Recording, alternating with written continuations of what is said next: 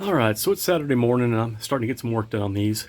You can see I've got the door striker patch cut and fit.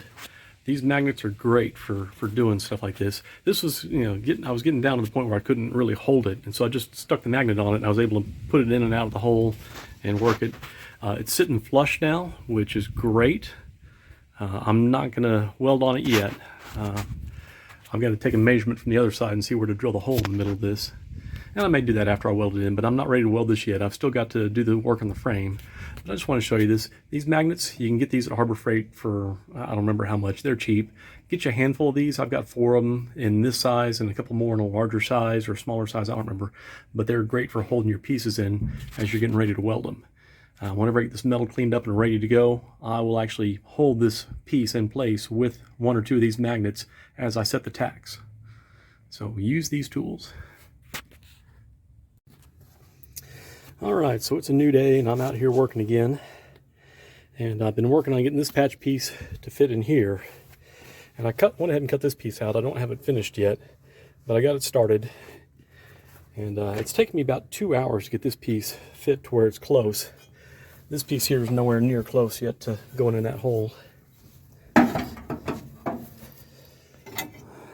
But I'm down to just some final trimming on this side, and then I'll get the top. You can see the top is, I've got a ways to cut on the top, but I've got to get it drop in first. And I'm realizing I'm probably not going to get this welding done this weekend. I had shoulder surgery back in March and went through some PT, and my shoulder's feeling pretty good, but it's wearing out real fast doing this work. I think if I just trim right here a little bit more, you can see where it falls in place right up to there, and it needs some trimming. But my shoulder's getting to the point where it's hurting. I'm gonna have to stop for the day. Hopefully I can get out here tomorrow and finish this piece up and weld it in. I'm gonna get a wire wheel out here, and I'm gonna clean the edges of this.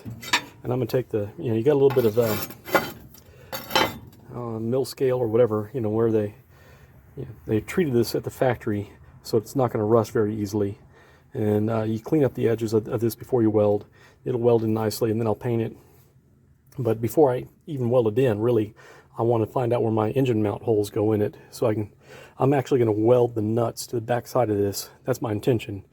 You can't access the engine mount nuts very easily. You can come up through here and try to get to them, but a lot of times you can't effectively do that with the suspension in place. So I'm going to try to figure out where these holes are supposed to be and put them in this plate, weld nuts to the back side so I can take the engine mounts in and out without having to remove the suspension, and then I'll weld this piece in. But tomorrow I'm going to try to get this pieced into where it'll drop in place just right. So I'm going to head to pull apart tomorrow and try to get the measurements for where these holes are supposed to be. But it's going to be slow progress this weekend with my shoulder acting up. And you can see here I've got the frame patch almost ready. I used some chalk and mark this corner here. I've just got to knock a little nib off that. And down here it doesn't quite sit down flush at the bottom because of this. So having these magnets means I can move this piece in and out by hand as I'm getting close to trial fitting it, and I don't have to worry about dropping it down inside the hole as much. Alright, so I've got this patch panel cut in. Between this patch panel and the door patch panel, I haven't really done much on this panel other than cut it out. But what I have done so far, I'm about 3 hours in. So when you're welding this stuff, when you're making these patch panels, you really want to get a really tight gap. The phrase is, you can't weld air, and there's a lot of truth to that. You want the pieces to, you can see there's just a little hair of a gap here, but here there's almost no gap. That's what you want. You want no gap between pieces. You want them to butt up perfectly. But honestly, to get that little detail on this would take me like 10 hours of work on this panel. So it's getting close. On this side, I can't get it to, if I get it to drop in on this side and line up, it doesn't line up there and it doesn't line up there. This part of it is flat. This part here, I know that the torch welds are way too close to where this was curving in. So basically I'm going to have to fill in. I'm going to have to weld some air here. And I'm not real crazy about that. I don't like that. But my other option is to weld this all around here, and then when I get up here, heat it and bend it. I might do that, but I'm really inclined to just do my best to fill in the gaps. So that's me not being as experienced as some metal workers, that's probably my best bet, is just to fill in the gaps as best I can, clean it out, fill it in. So I've still got this piece to do over here to cut and fit, but I'm probably going to stop here in a little while and go to pull apart, let my shoulder rest a little bit before I do much more. All right, I still hadn't gone to pull apart yet. My shoulder's holding up. I discovered the flap wheel actually does better than the grinding wheel for trimming these edges, especially if your shoulder's hurt. I can't put a whole lot of pressure to grind, and so the flap wheels actually did a better job of cleaning this up.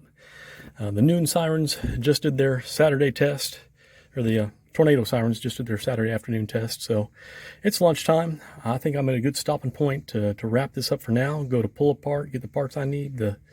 I got to get a transmission cross member, and I need to get measurements for these bolt holes.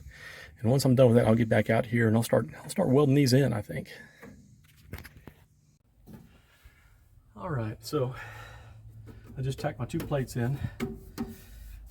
You notice I didn't clean up the metal yet. I really don't want the tacks to stick too well, because I'm going to break these back out and after I drill my holes in them.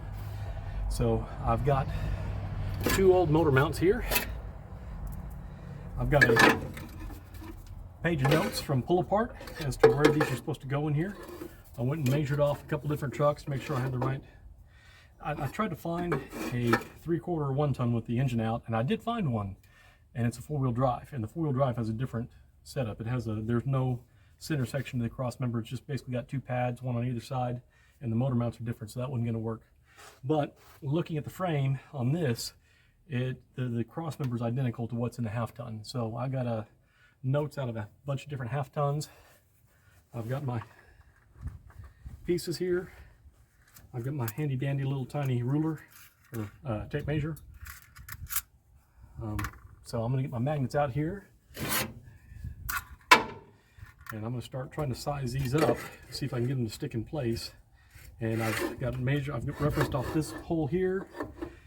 One thing I did find different, I measured off some of the holes in the shock towers, and the 1/2 ton shock towers are different from the 1-ton shock towers. So that may cause a little bit of issue, but the main thing is I have the distances between these 2 motor mounts.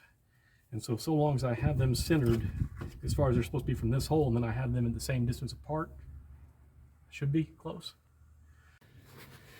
So at what point do you stop pulling your hair out and just decide to go with what you got? I think I've got this close. The measurements aren't quite adding up to what I have on the paper. But then again, what I have on the paper, I took in a hurry at Pull Apart, scribbling down as I went. I did pull Way Cool Jr. up here next to it, and the more I look at it, the more the cross members look very similar, and the shock towers are actually the same. So it may be a different year thing with the different holes that I was measuring off of. So measuring against Way Cool Jr., Roscoe's pretty close. I came over here and I've been taking measurements from the control arm horns, and I measured, and the control arm horns are actually identical between the 1-ton and the 1/2 ton. I've been measuring down here to the center of this bolt on both sides. You can see this side a little better. I've been making measurements, and I think that I've got Roscoe ready to pop those out and drill the holes and put the nuts on the back side. I had my little tiny blue tape measure that I was measuring with, and I've dropped it somewhere, can't find it. You know, my measurements aren't lining up with what I took at Pull Apart, but they are measuring up with Way Cool Jr. And the sun's starting to go down, and I haven't done any welding today, so, you know, yeah, I don't have enough hair to go pulling hair out, so I think I'm going to call this good. I'm going to see if I can get these out of here and clean them up, drill the holes, and see where that gets me. So I got Roscoe here in the driveway, a little closer so I can weld on it easier. I got a block ready to go to mock up with the mounts and see all that fits. And I decided to get in here and do some welding real quick, since I had it in a good place to weld. And I forgot to film this before I started, but I went ahead and tacked this in. Basically, I took my magnets like that and put that piece in place. You know, feel with your thumb, make sure it fits flush. If it's not flush, do not tack it in. It fit flush, everything looks nice. I tacked it in. 3 of my 4 tacks were good. This one didn't actually connect. Oh well. It's tacked in. I took a door striker and trial fitted it, and it matches up with the door. So I'm ready to finish welding this in and then grind it down and see how it looks.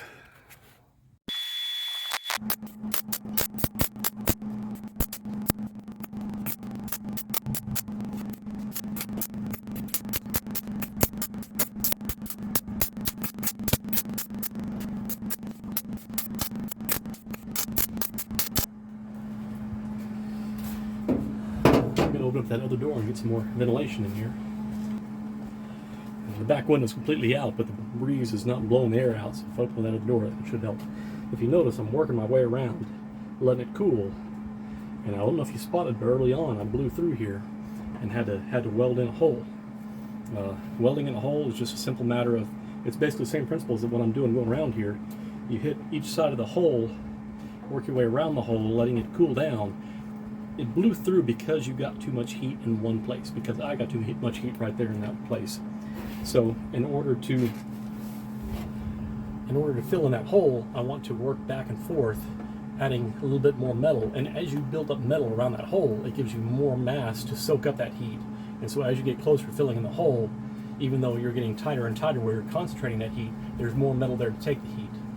But you still got to be careful. It's real easy to blow through again whenever you're welding in a hole, especially if you have it mostly welded in and then you realize there's a hole on the side you didn't patch. You've got to go outside of that hole and add metal before you can fill in that hole.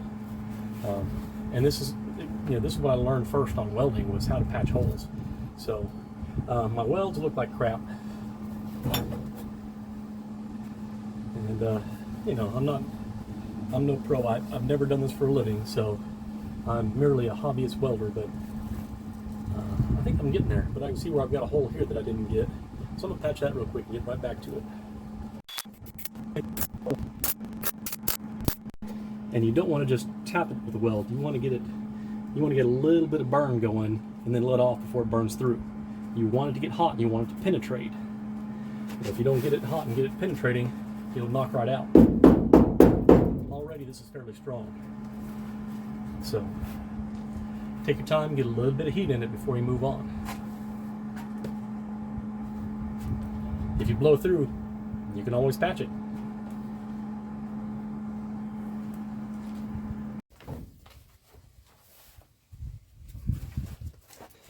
I'm going to use the flap wheel to grind this down.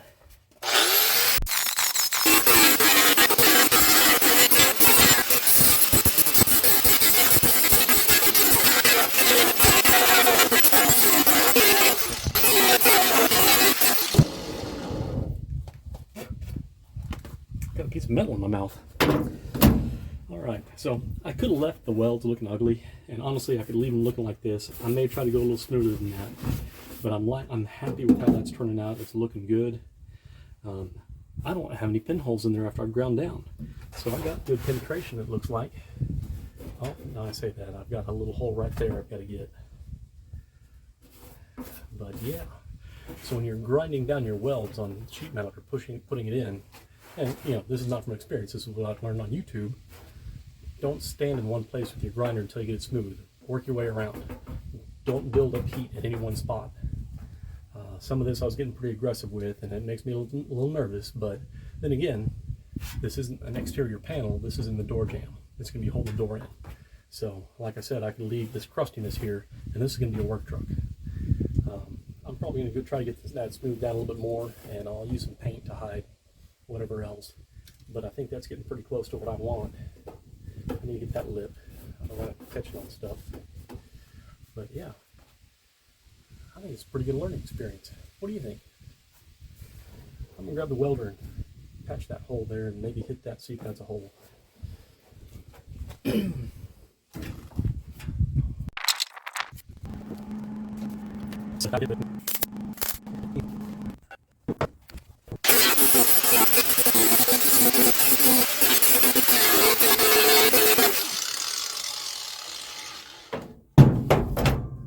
I think that's good enough.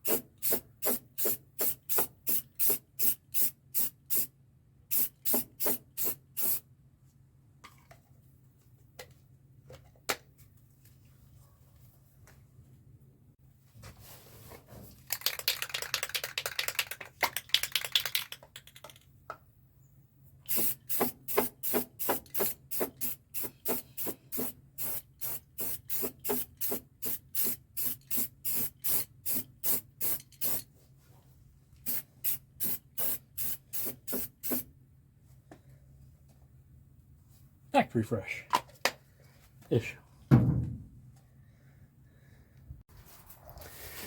All right, once again I've tack welded the frame patches in without showing you the tack welding process, but I'm not too worried about showing that. It's basically just a matter of pulling the trigger and throwing some metal on there, making sure everything's straight first. But I've got the engine on the hoist ready to drop in, but I'm probably going to do that tomorrow. I'm tired, the sun's starting to go down. I'm not confident that I can set the engine in there, pull it back out, and get everything back in the garage and everything closed up in time for dinner.